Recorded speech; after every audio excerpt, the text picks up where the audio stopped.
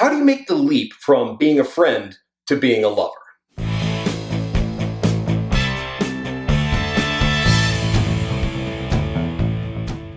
What's going on, Internet? Harris O'Malley from drnerdlove.com. This week, I am going to answer the question that all of you have been dying for me to cover. I'm going to tell you how to get out of the friend zone. The question of how do I get out of the friend zone is one of the top Google searches when it comes to relationship advice. And the idea that the friend zone is some sort of relationship stalag 17 has driven more people to the red pill community or to the pickup scene than literally any other topic. No, for real. I've seen the analytics. And honestly, it's not that surprising. Yeah, there are a lot of guys out there who are would-be nice guys who treat friendship as an installment plan towards sex, and they're out there complaining that women aren't holding up their end of a bargain that they never agreed to in the first place. And there are men out there who insist that women use the friend zone to manipulate men by constantly dangling the potential of having sex in front of them to get them to do what they want. But for a lot of guys, the friend zone is the ultimate expression of the dating binary, that either you're good with women or you're not, and there's nothing that you can do about it. There are a lot of guys who find themselves in platonic relationships with women that they're attracted to, and they don't know how they got there, or they're afraid to do what was needed. And yeah, there's a lot in this about how men have emotionally isolated themselves and we treat women as the only acceptable outlet for our emotional needs and how we conflate that with romance and sexual attraction. That is a topic that could take up its own video. You take all of this together and you get a lot of guys who are legitimately and understandably frustrated by a situation they don't fully understand or know what to do about. But hey, that's why I'm here. I'm going to teach you how to get out of the friend zone. But to do that, you have to know what the friend zone is, how you got there in the first place, the real way that you get out of it, and most importantly, how many men screw this up. Now, before we get deep into this, I'm going to be real with you here. Trying to get out of the friend zone is difficult. What you're trying to do is radically change the way that somebody sees you. And you can't always do that. Some people are just not going to be attracted to you no matter what you do, and that's okay. Other people will be attracted to you. They may well think that you're the hottest thing since World War III, but they have very real and legitimate reasons why they feel they can't act on that attraction. And you have to respect that. Not respecting the ideas or feelings of someone that you care for is not how you get out of the friend zone. It's how you lose a friend. Cool? Cool. So, first and foremost, let's get this out of the way. The friend zone doesn't exist. Not the way that most guys think it does. You hear people talk about the friend zone as though it is love's oubliette. It is some sort of sexual phantom zone that women capriciously exile men into because, fuck you, penis, that's why. But honestly, that's not how it works. All the friend zone means is that the person you're interested in doesn't want to date you and they don't want to have sex with you. Period. It is not something that's being done to you. Nobody not fucks at someone. It's not like they're withholding their interest in you in order to... Okay, no one ever actually explains that part. Yeah, I know, it feels personal, and sometimes it is something that you did or, more importantly, didn't do, but other times it's got absolutely nothing to do with you. It's just how somebody feels. And while you may think that's unfair, I can guarantee you that there are people in your life who are romantically or sexually interested in you that you don't want to date or wouldn't if you knew about it. One of the most common ways that men find themselves in the friend zone is that ultimately they didn't want to take no for an answer. They got turned down, they got the let's just be friends speech, and they didn't want to hear that, and now they're trying to figure out how to stick around long enough that they can turn that no into a yes.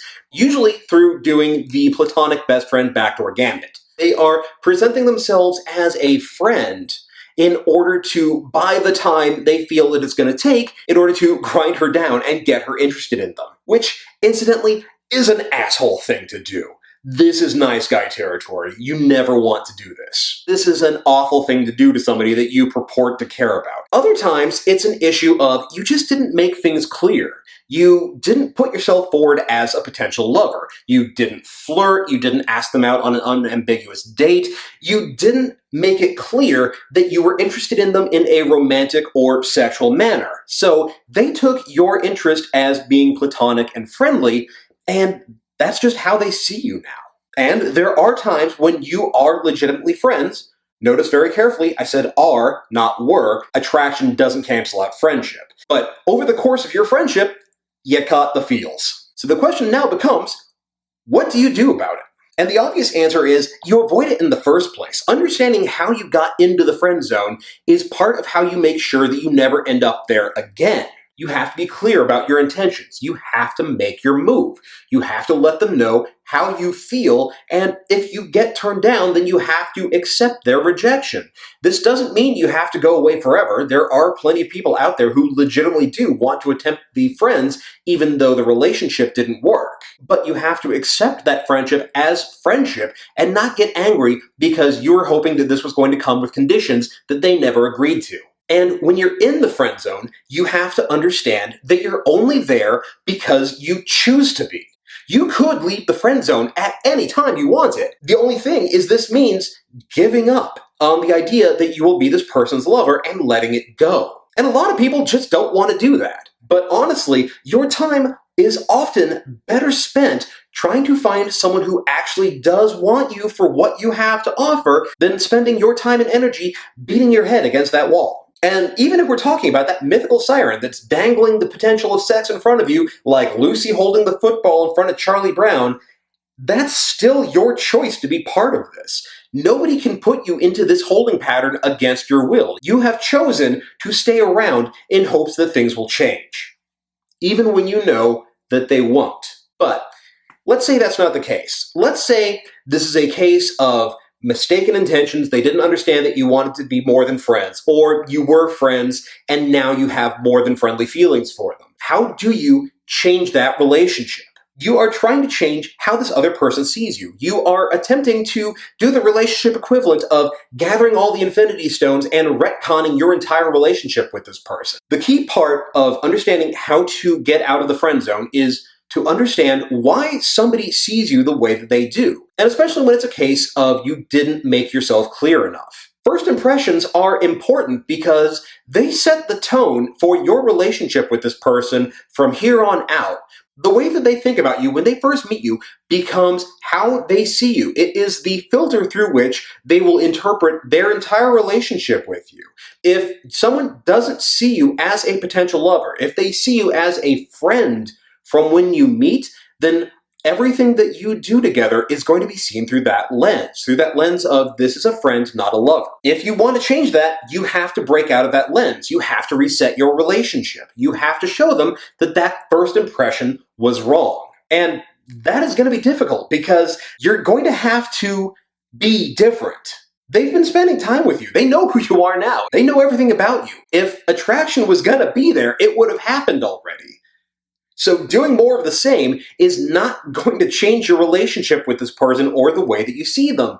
You're going to need to take time and most likely take time away. You may have to step away from this person for a while because what you need to do is have them look up and realize that you're not the same person they thought you were. Gradual changes over time just get incorporated into their mental idea of who you are.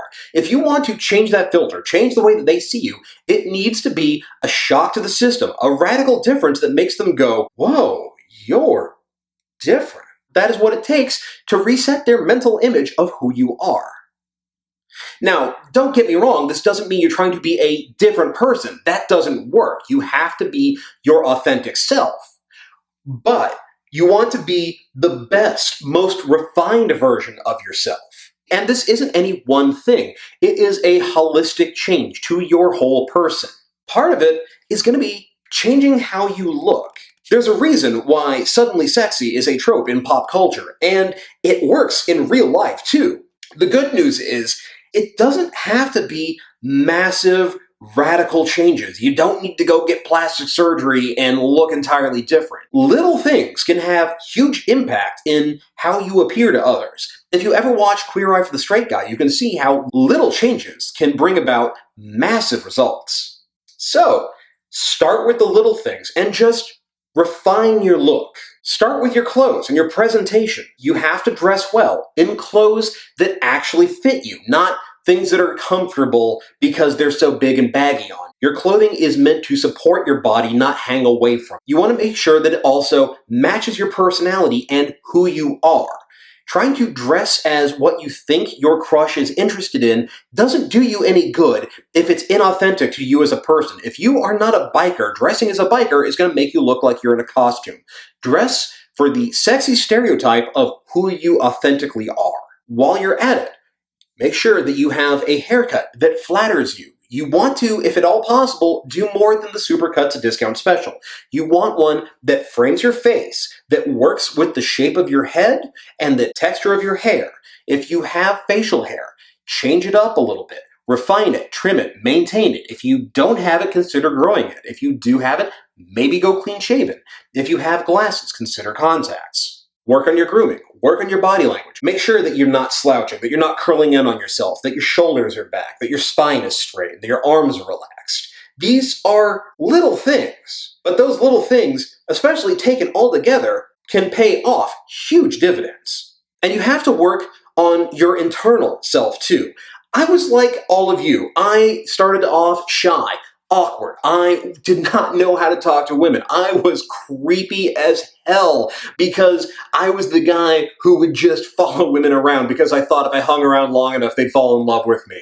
I couldn't talk to the people I was interested in. I could only just lurk around them like a silent phantom. I didn't believe in my value as a man. I curled in on myself. It was a mess. It wasn't until I developed as a person, found my confidence, even got my swagger, that people, even people who had known me for years, started to realize that I was different, and they started to respond to me differently. I had changed how they saw me. This is something that you can do as well. This is not an overnight thing. This is going to take time. You're going to have to make a pointed effort to grow and improve as a person, but it is so worth it because of what it will do for you and how others see you. And these changes are also going to have to involve changing how you treat your relationships with people, especially the person that you're into. You don't stop being their friend, but you do want to put yourself out there as someone who is potentially more than a friend. You have to let your interests be known. You have to flirt a little bit in a low-key way. And as you do, you need to pay attention to them and how they respond. If you will flirt with someone, what is their reaction? Do they flirt back? Are they into it? Are they playing along? Are they laughing and giggling, not in a stop it, you're making me uncomfortable kind of way, but in a, oh, wow, I never noticed before, but you actually are hot? Or are they not noticing when you're flirting? This is all important because it gives you information to work with. After all, if there's no physical attraction there, then there's no point in continuing. You need more than a spark. You need Tinder for it to catch on. If there's nothing there, if there is no base attraction, then there's nothing there to start that fire. And just as importantly, you need to pay attention to how comfortable they're feeling with you. If they are never responding to your flirting, or if it seems like they never notice when you're flirting, they're giving you a signal, because I can guarantee you they noticed. They're just not comfortable, and they're hoping that you'll stop when they don't respond. If you're making someone uncomfortable when you're flirting with them, then you're never going to build attraction with them. And if you keep going, odds are you're going to end the friendship. Someone who shows they don't notice or don't care how uncomfortable they're making another person is someone who's going to find themselves kicked to the damn curb. And as you're doing the work, as you're flirting, even as you're getting signs that they may well be interested in you, do not do what so many guys do that ultimately screws it all up. You do not want to just confess your feelings and leave it at that. This is the emotional equivalent of a cat dropping a dead bird at your feet and expecting you to be thrilled. You have just laid something heavy on them, and now you have backed away and are expecting them to pick it up and take things to the next step. That's not fair of you, and it's not fair to them. If you're going to say something, if you're going to tell people how you feel, then you need an action plan. You need to say more than I like you or I like you as more than a friend. What you need to say is, I like you as more than a friend, and I would like to take you out on a date. I would like to explore the possibility of a relationship between us. This is where a lot of guys screw it up, because you need to think about this from your friend's perspective. How would you feel if someone just came up and confessed their feelings for you? You'd have a lot of questions. You'd want to know, how long have they been feeling this way? Has your entire friendship been about them attempting to get you into bed? And let's say that you do pursue things. What's going to happen to your friendship if things don't work out? Or, for that matter, if you turn them down? You need to be aware that she's going to have these questions, and you need to be able to answer them yourself for her. You need to let her know that it's totally okay for her to say no and to turn you down. It's not going to be fun for you, but you're not going to end your friendship over this because you're not an asshole. And it's not that your entire friendship has been predicated on waiting for your opportunity to get them in bed. You are legitimately her friend. You have enjoyed all the time that you've spent together and getting closer and getting to know each other. And the reason why you have feelings for her is because of that time you spent together and getting to know how awesome she is as a person. And yeah, you can't guarantee the future because nobody can, but you can promise that if anything does happen between the two of you and it doesn't work, then you will fight tooth and nail to preserve that friendship and make sure that the two of you can still go forward as friends. And finally, you need to let her know that she does not need to answer you right away. You've just dropped something heavy on her, and she can take the time that she needs to consider things and to think about how she feels, what she wants to do about it, and you are not going to press her on this. There's nothing worse than when someone hands you some pretty intense information and then they keep getting up in your face wanting to know how you feel about it. Constantly bugging them for an answer will get you an answer, all right. It'll just be no. Also, gentlemen, pro tip. The time to tell someone how you feel is never right after a breakup. All it tells them is that you don't give a damn about her and have only been looking for your opportunity. Final thing, never forget, friendship is not the consolation prize. Friendship is amazing and valuable. Treating it as lesser because it doesn't involve sex is an insult to her, and it's a confirmation that she was right to turn you down. And look, I'm not going to lie to you, this doesn't always work. You can't guarantee other people's feelings. Some people may very well care for you. They may find you valuable. You may be an incredibly important person in their lives, but they just don't care for you the way that you wish they did. And that's okay. Trying to exit the friend zone, it's scary. It's risky. You have a high chance of being turned down. But even in being turned down, there is satisfaction. You have done what others couldn't do. You have put yourself out there, you made your move, and you got the satisfaction of having an answer instead of spending the rest of your life wondering, what if? Trying to get out of the friend zone, it's a risk. But there are no rewards without risk. A lot of risks are worth taking. You just have to decide if this is one of them. So, you've heard from me, I want to hear from you. Tell me about how you've left the friend zone or about how you changed your relationship with another person in a good way. Share your stories in the comments below, and I really can't wait to read them. And if you have a short dating question or a topic you'd like to hear about on here, then hit me up. You can share that in the comments as well, or you can send it to doc@drnerdlove.com with "for YouTube" in the subject header. And while we're talking about the friend zone, getting out of it, this would be a great time to check out my book, New Game Plus, The Geek's Guide to Love, Sex, and Dating. This is the instruction manual that we all wish we got to dating when we started being interested in it. This will guarantee that you are not going to ever get caught in the friend zone ever again. Now, if you liked the video, then you know what to do. Hit that thumbs up, let me know. If you're really enjoying this, if you're getting a lot out of it, and you're finding that this channel has been helping you, then consider becoming a patron at patreon.com/drnerdlove. Even $1 a month is a huge help, and honestly, I can't do this without you guys, so whether you have just signed on, whether you've been a patron from the beginning, whether you're even just thinking about it, thank you. Thank you so much. Your support means everything to me. Meanwhile, come and find me on Twitter at Dr. NerdLove. Join the Facebook page at facebook.com/Dr. NerdLove. And as always, hit that logo subscribe, check out my other videos, and I will be back with you next time with more about love, sex, and dating. Later.